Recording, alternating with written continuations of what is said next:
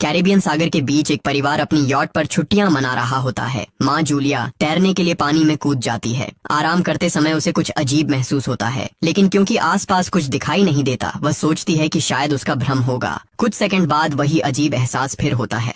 इस बार भी कुछ नजर नहीं आता, लेकिन अब वह घबरा जाती है और यॉट की तरफ तैरना शुरू करती है। तभी अचानक कोई उसकी टांग खींचने लगता है और वह मदद के लिए जोर जोर से चिल्लाने लगती है। उसकी बेटी कैसी हेडफोन लगाकर म्यूजिक सुन रही होती है, इसलिए उसे कुछ सुनाई नहीं देता। पति टॉम और बेटा बेन मछली पकड़ने में व्यस्त होते हैं। जूलिया पानी के ऊपर टिकने की कोशिश करती है, लेकिन मुंह में पानी जाने की वजह से चिल्लाना मुश्किल हो जाता है। थोड़ी देर बाद टॉम को एहसास होता है कि काफी देर से उसने जूलिया को नहीं देखा। वह यॉट पर उसे ढूंढता है और फिर अपनी पत्नी को खतरे में देख लेता है। वह बच्चों को बुलाता है, यॉट को उस तरफ ले जाता है और पानी में कूद जाता है। जल्दी से जूलिया तक पहुंचकर उसे संभालता है और यॉट की ओर तैरता है। बच्चे दोनों को ऊपर खींच लेते हैं। परिवार जूलिया को संभालता है, लेकिन जूलिया खुद को समझाती है कि शायद लहरों की वजह से ऐसा हुआ होगा।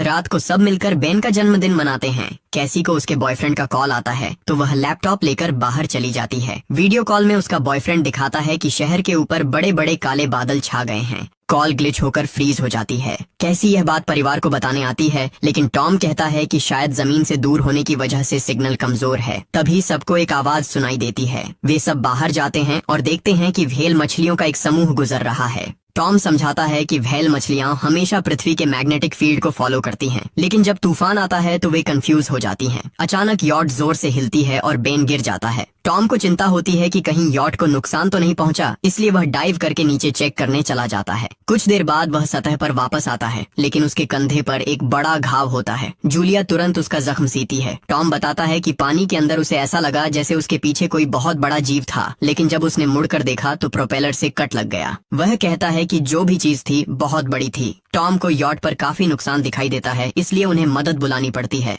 जूलिया बार बार रेडियो पर कोशिश करती है। कैसी फोन पर सिग्नल ढूंढती है, लेकिन कुछ भी काम नहीं करता। तभी कैसी को एक अजीब सा जीव दिखाई देता है और वह चिल्ला उठती है, लेकिन वह तो बस बेन होता है जो मास्क पहनकर मजाक कर रहा होता है। कुछ देर बाद यॉट पूरी तरह बंद हो जाती है और समुद्र के बीच में फंस जाती है। जूलिया रेडियो में एक आवाज सुनती है, लेकिन आवाज इतनी खराब होती है कि उसे कुछ समझ नहीं आता। टॉम परिवार को बताता है कि उनके पास सिर्फ 4 दिन का खाना पानी बचा है और अब उन्हें किसी मछली पकड़ने वाली नाव का इंतजार करना होगा। अचानक रडार पर कुछ डिटेक्ट होता है और परिवार को एक अजीब सी आवाज सुनाई देती है। सब दौड़कर बाहर आते हैं और हैरानी से देखते हैं कि कई सारे उल्कापिंड जमीन पर गिर रहे हैं। जहाँ जहाँ उल्कापिंड गिरते हैं वहाँ बड़े धमाके होते हैं। एक उल्कापिंड पानी में उनके पास गिरता है तो टॉम तुरंत यॉट को चलाने की कोशिश करता है। इंजन मुश्किल से चलता है, लेकिन तभी एक और उल्कापिंड उस इलाके को हिट करता है। परिवार डर के मारे एक दूसरे को कसकर पकड़ लेता है। तभी टॉम को समझ आता है कि जो आग के गोले गिर रहे हैं वे उल्कापिंड नहीं बल्कि सैटेलाइट्स हैं। उसी वक्त बेन देखता है कि यॉट से धुआं निकल रहा है। टॉम चेक करता है और कंफर्म होता है कि इंजन खराब हो गया है। हवा तेज होने लगती है तो फैमिली यॉट के अंदर छुप जाती है, बिना ये नोटिस किए कि कंपास बहुत तेजी से घूम रहा है। यॉट जोर जोर से हिलने लगती है। बेन फिर से गिर जाता है और इस बार उसे चोट भी लग जाती है। लहरें तेजी से यॉट से टकरा रही होती हैं। टॉम स्ट्रगल करके बाहर जाता है और लाइफ जैकेट्स लेकर आता है। तभी पावर चली जाती है। टॉम तुरंत पावर बॉक्स का बटन प्रेस करता है और लाइट वापस आ जाती है। उस वक्त बेन नोटिस करता है कि जूलिया की नाक से खून बह रहा है। जूलिया को चक्कर आने लगते हैं, जबकि कैसी सिंक पर जाकर उल्टी कर देती है। टॉम रेडियो ट्राई करता रहता है पर सिग्नल नहीं मिलता। अचानक एक तेज हाई पिच्ड नॉइज आती है और हवा और भी स्ट्रांग हो जाती है। जूलिया दरवाजे बंद करने की कोशिश करती है, पर एक हैच खुल जाता है और हवा खिड़कियां तोड़ने लगती है। टॉम एक फ्लेयर जलाता है और थोड़ी देर बाद अंधेरा छा जाता है। अगली सुबह फैमिली शॉक में उठती है कि वो स्टॉर्म से बच गए हैं, लेकिन यॉट आधी तबाह हो गई होती है। जब वो बाहर आते हैं तो देखते हैं कि समुद्र का पानी गायब हो गया है और यॉट अब जमीन पर अटकी है। सब ये देखकर शॉक में आ जाते हैं। कैसी सिग्नल चेक करती है पर नेटवर्क बिल्कुल डाउन होता है। बेन 2 मरे हुए केकड़ों से खेलने लगता है। टॉम कंपास चेक करता है और देखता है कि वो उल्टा हो गया है। ये आखिरी बार 7 लाख साल पहले हुआ था। कैसी को लगता है कि उसका बॉयफ्रेंड मर गया होगा और वो टूट जाती है। जब जूलिया उसे समझाने आती है तो कैसी उसे दूर कर देती है और छुपने चली जाती है। जूलिया और टॉम बची हुई सप्लाईज देखते हैं। बेन अपने बर्थडे बलून्स एक पत्थर से बांध देता है ताकि शायद कोई बचा हुआ सर्वाइवर देख ले। टॉम फिर रेडियो ट्राई करता है और इस बार एक आदमी से कनेक्शन हो जाता है। उसका नाम नाव होता है और वो एक सबमरीन का कैप्टन होता है। उसकी सबमरीन भी लैंड पर अटक गई है। वो कंफर्म करता है कि मैग्नेटिक पोल्स रिवर्स हो गए हैं, इसलिए ओशन पीछे हट गया है और जमीन डूब गई है। वो कहता है कि उसने अभी तक और सर्वाइवर्स नहीं देखे और कम्युनिकेशन सिस्टम सिस्टम्स बिल्कुल डाउन हो गए हैं। वो मजीद ये भी कहता है कि पोल्स फिर रिवर्स होंगे और शायद एक हफ्ते में समुंदर वापस आ जाएगा। वो फैमिली को वार्न करता है कि जितना हो सके ऊंची जगह चढ़ जाओ, क्योंकि जब पानी वापस आएगा तो वो बहुत खतरनाक होगा। वो बोलता है उसका पार्टनर क्रैश में मारा गया और सबमरीन में बस 3 लोगों की ही जगह है। जूलिया और टॉम उससे कहते हैं कि प्लीज हमारे बच्चों को बचा लो। वो उन्हें अपने कोऑर्डिनेट्स दे देता है। टॉम कैलकुलेट करता है कि सबमरीन तक पहुंचने में 2-3 दिन लगेंगे। वो फैमिली से कहता है आज रात अच्छे से आराम कर लो, कल सुबह हम निकलेंगे। अगली सुबह फैमिली सामान पैक कर रही होती है, तभी टॉम को पास में कुछ हिलता हुआ दिखता है। वो एक लंगड़ा आदमी होता है जिसके हाथ में हारपून होती है और साथ में एक कुत्ता लगातार भौंक रहा होता है। टॉम उसके पास जाता है और उसे पानी की बोतल देता है, लेकिन वो आदमी कुछ ऐसी भाषा में बोलता है जो टॉम समझ नहीं पाता। पानी पीने के बाद वो अजनबी अचानक टॉम के सिर पर बोतल मारता है और चेहरे पर जोर का लात मार देता है। जूलिया डर के मारे भागती है, लेकिन तब तक देर हो चुकी होती है। वो आदमी टॉम के पेट में हारपून घुसा चुका होता है। टॉम कुछ पल तक तड़पता है और फिर वो उसकी गर्दन भी काट देता है। फिर वो आदमी जूलिया के पीछे भागता है और उस पर हारपून फेंकता है, जिससे उसके कंधे में चोट लग जाती है। जूलिया दर्द सहते हुए यॉट के अंदर भागती है और बच्चों को बोलती है कि छुप जाओ। वो दरवाजा लॉक कर देती है। कैसी और बेन सोफे के अंदर घुस जाते हैं। जूलिया उन्हें फ्लेयर गन पकड़ाती है और खुद एक चाकू लेकर बाथरूम में छुप जाती है।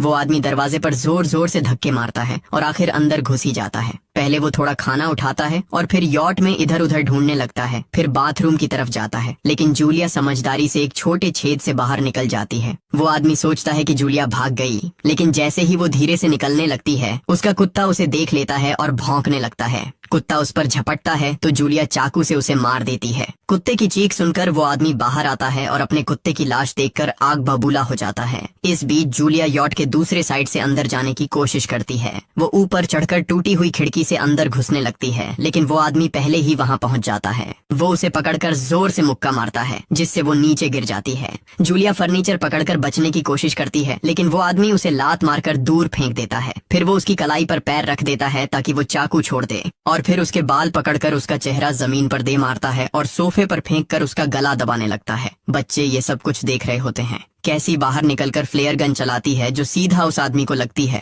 वो जल उठता है और यॉट में आग फैलने लगती है। बच्चे तुरंत भाग जाते हैं, लेकिन जूलिया वापस आती है। वो उसे एक किक मारकर गिराती है, मैप और बैग उठाती है और वहाँ से भाग जाती है। बेन और कैसी अपने पापा के पास जाकर रोने लगते हैं। जूलिया भी उनके साथ बैठ जाती है और तीनों मिलकर आंसुओं के साथ टॉम को आखिरी अलविदा कहते हैं। तभी वो डरावना आदमी फिर यॉट से बाहर निकल आता है तो फैमिली फिर से भागने लगती है। कुछ ही देर में यॉट एक बड़े धमाके के साथ उड़ जाती है। थोड़ी दूर चलने के बाद वो लोग एक छोटे से झरने के पास रुकते हैं ताकि थोड़ा आराम कर सकें। कैसी सोचती है कि शायद वो पागल आदमी उनके पास गुब्बारे देखकर आया था। ये सुनकर बेन खुद को कसूरवार मानने लगता है। जूलिया उसे समझाती है कि इसमें उसकी कोई गलती नहीं थी और सबको आगे बढ़ने को कहती है, क्योंकि वो आदमी अभी भी उनके पीछे है। रास्ते में एक छोटे तालाब के पास बेन एक मरी हुई हैमरहेड शार्क देखकर हैरान रह जाता है। तभी जूलिया नोटिस करती है कि वो आदमी फिर उनके करीब पहुंचने वाला है। सब लोग दौड़ पड़ते हैं और एक रेत के टीले से नीचे गिर जाते हैं, जहां उन्हें जहरीला कचरा दिखाई देता है। फैमिली सावधानी से उसे पार करती है और लगता है कि उन्होंने उस आदमी से पीछा छुड़ा लिया है। चलते चलते उन्हें बड़े बड़े मरे हुए सी एनिमल्स और समुंदर के नीचे जमा हुआ सारा प्लास्टिक दिखने लगता है।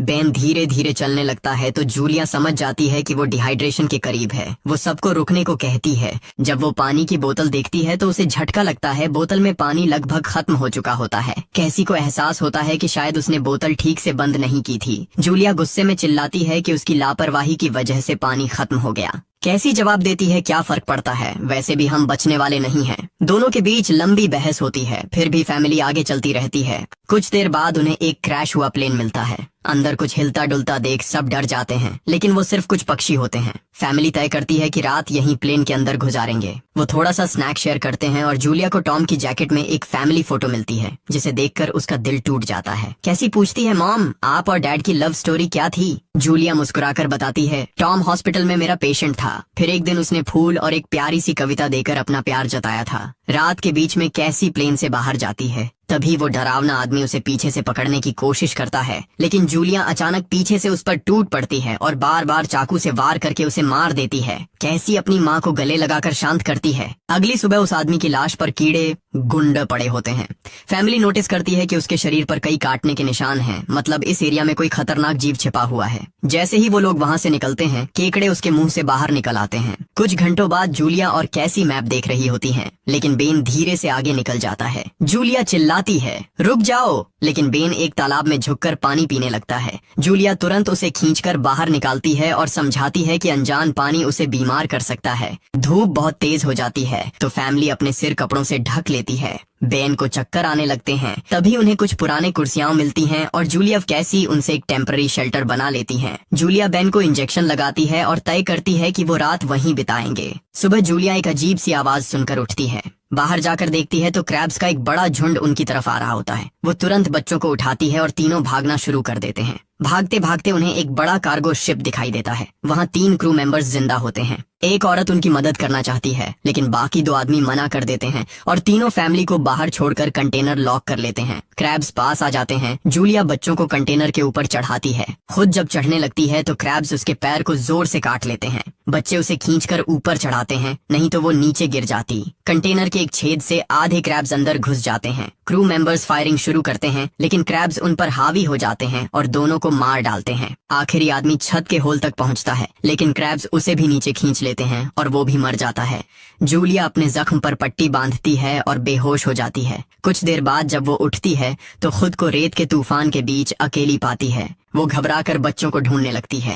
एक मरी हुई औरत का हथियार उठाती है और जोर जोर से चिल्लाती है। कैसी उसकी आवाज सुनकर लौट आती है और बताती है कि वो और बेन मदद ढूंढने गए थे, लेकिन कोई नहीं मिला। फिर दोनों बेन से मिलते हैं, जिसे एक खुला कंटेनर मिलता है जहां वो तूफान खत्म होने तक रुक सकते हैं। जूलिया टॉम का लाइटर निकालती है और अपने जख्म को जलाकर बंद करती है, जो बेहद दर्दनाक होता है। तूफान थमने के बाद उन्हें एक और कंटेनर मिलता है जिसमें बहुत सारी पानी की बोतलें होती हैं। बॉडीज चेक करते वक्त उन्हें एक रेडियो और एक गन भी मिलती है। जूलिया नाव से संपर्क करती है और बताती है कि मैप खो गया है। इस पर नाव बताता है कि उन पर आर्थ्रोपॉड्स ने हमला किया था। वो अब इसके जीव हैं, जो ऑक्सीजन की वजह से पूरी तरह पागल हो चुके हैं। अब नाव फैमिली को जल्दी करने को बोलता है, क्योंकि उसके इंस्ट्रूमेंट्स ने कैलकुलेट किया है कि समुद्र उम्मीद से ज्यादा जल्दी वापस आएगा और उनके पास सिर्फ कुछ घंटे बचे हैं। वो एक फ्लेयर शूट करता है और फैमिली उस दिशा में चलना शुरू करती है। लंबी वॉक के बाद फैमिली को एक टूटा हुआ टॉयलेट मिलता है जिसमें बेन पेशाब करता है। अब वो लोग आखिरकार सबमरीन को पास ही देख लेते हैं, लेकिन वहाँ पहुँचने के लिए उन्हें एक बड़ा चट्टानी रास्ता पार करना होगा।